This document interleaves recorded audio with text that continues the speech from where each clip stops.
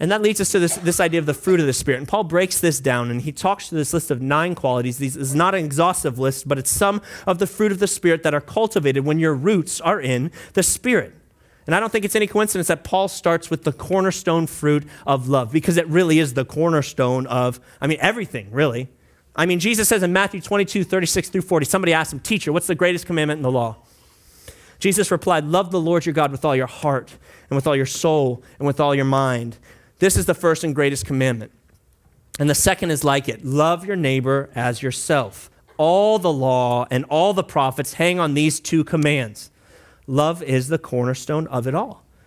Right? Why do you think our culture is so infatuated with love? It's because every human heart, every human body, every human spirit desires and longs for love. We were created for love. We were wired to be love and to love. Regardless of how spiritual you are, we are looking for love. We love love.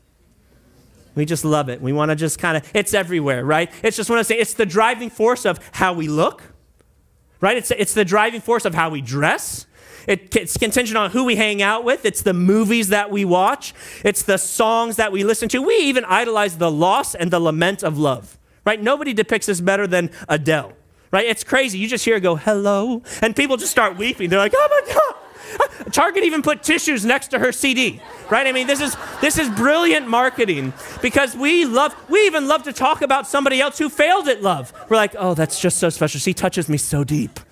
I'm like, she stinks at love. That's why she's writing these songs. But we even love hearing about people who failed at love.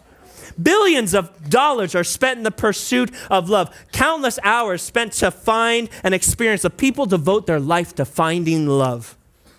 It's like that timeless classic sung by Meatloaf, right? And I would do anything for love.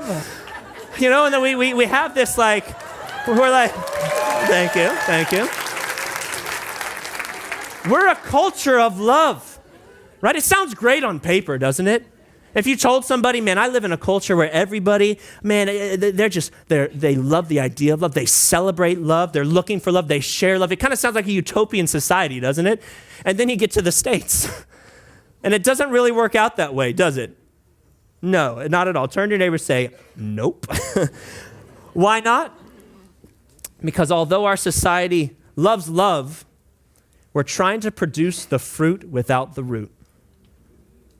We're trying to produce the fruit without the root. And the result of it is a very self-centered, twisted perception of love and its notions. And honestly, just a bunch of people who are plain bad at love. We're trying to create apples in a laboratory instead of letting them cultivate on the tree and the roots of the Spirit. And this is the problem. We love the idea of love.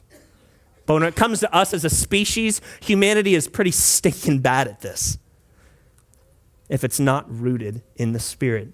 I'm not sure if you've heard of this story, but in February of this